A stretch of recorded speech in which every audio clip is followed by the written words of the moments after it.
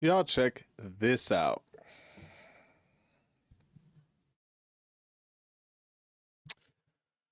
A white college student carves the N-word into a black student's skin.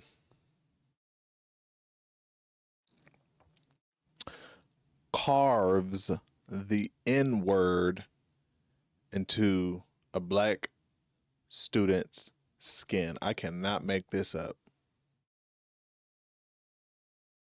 I don't even know what to say. I don't even know where to begin.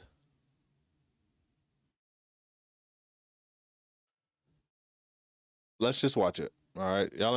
Y'all for sure let me know what y'all think. All right, it's Ricky Rich of Black Primacy. Please don't forget to like, comment, subscribe, and turn on your notifications.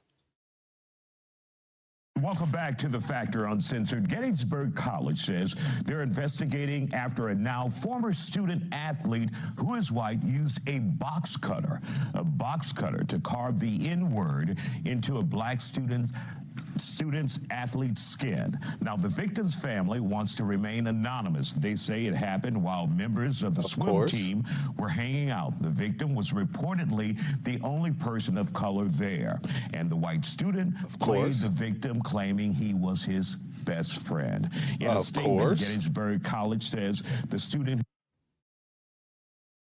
All of that just made sense, right? Victim's family doesn't want to be identified, absolutely, because, yeah, right? Like, we don't want no kind of retaliation, right? He was the only black student, yes. These are the types of things that happen when you're not surrounded by people who look like you, right? And it kind of makes sense from a numbers perspective, right? Because what are the chances that there are going to be any type of retaliation or consequence if it's just one? Probably, depending on who it is, probably a big chance, but maybe not. But if there's 3, 4, or 5, there's a big chance that someone is going to say, you know, nah, that ain't happening, right? And then, of course, the white student plays victim. Says, "Oh, that's my best friend. I didn't." No, it's not. No, it's not. We know that.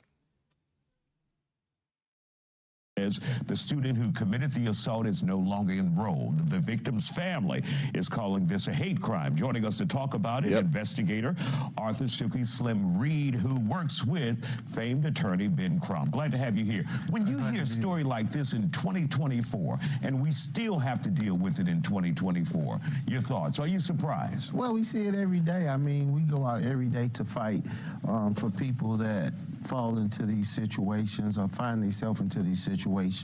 We're actually dealing with another case. All white individuals with one person of color went swimming, and this was inside of the Marine Corps in Texas. So we deal with these type of cases every day. No, I'm not surprised.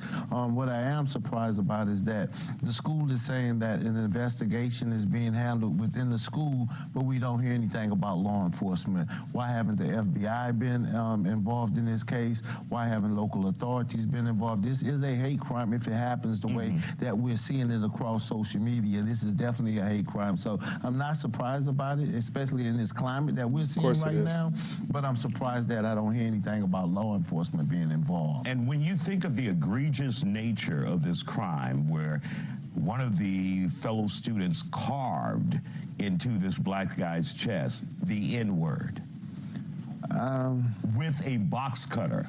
I have been looking at the case, Isaiah, to try to see what was he doing while this was taking place. Was he being held down? Right. You know, all of those questions have come to mind, and they just don't have enough information out there right now for us to even come to a conclusion how this really happened. So in a case like this, though, is it important that the family comes forward and tell their side of the story so people can have these questions answered? it? When I didn't see the family come forward, and then I started looking into it, I was like, wait, is this clickbait?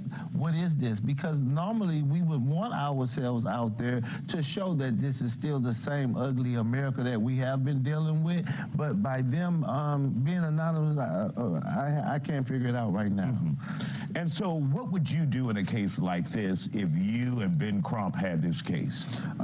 Definitely we would try to find out what he was doing, why this was taking place, why this took place, and who could be held accountable at the end of the day, including the college if it took place on campus. So we'll be pulling up all that information to try to put together a solid case that we could take forward to help this family get something out of this. Now, the big question that we have here is, did the student leave on his own, or did the college make him leave? And that's important. That's super important. And of course, if the wording is right according to what you had on the screen, they say an assault. Why haven't the authorities been called in on this assault? Because it's definitely assault. It's a hate crime if it's the N-word. So why haven't the authorities been involved, and why haven't this young man been arrested is what we would be looking into as well. And when his parents, if his parents, they were looking for legal advice, what would you tell them to do at this point? Now, I would tell them to pursue this to the full extent of the law to try to make sure that the books was on for the hate crime in Washington, D.C., make sure that they give it to you. Make sure that they do everything that they say they're going to do, and that's the biggest problem, is that we don't see them doing enough when we see these type of cases. If you look at what's going on right now, Isaiah, with the Tyree Nichols case, where 5 black officers are on trial, and then you got 5 white officers in Louisiana that's walking. That's that two-sided America that we're trying to deal with every single day. All right. Concerns are being raised about the. Yeah, that I like they said, 2024. This stuff is happening. I don't know. I'm really at a loss for words. It would, for one, if that were me, it's over for me. It's over for me. You know, because I'm just gonna, you know, see. I mean, it wouldn't even get to the point of carving the full name. So I don't even know how that, or the full word. So I don't even know how that even happened. But if by chance somehow it did, maybe they held me down. The moment they let me go,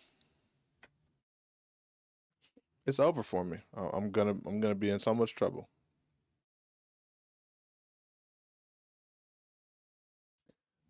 Same if that was my child. If that was my child, it's over for me.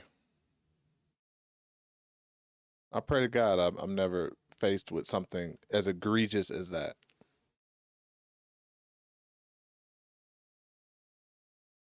Just terrible. Just terrible. And the family definitely should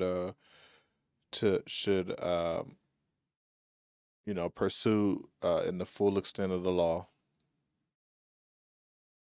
And I don't see. I mean, when more details come out, maybe I'll do another video on it. But I'll definitely be following just for my own awareness as to like how it happened and how the school and the quote unquote friend is going to get out of it. Because I don't think that they can really. I mean, I don't know. I'm so at a loss for words. I'm so at a loss for words.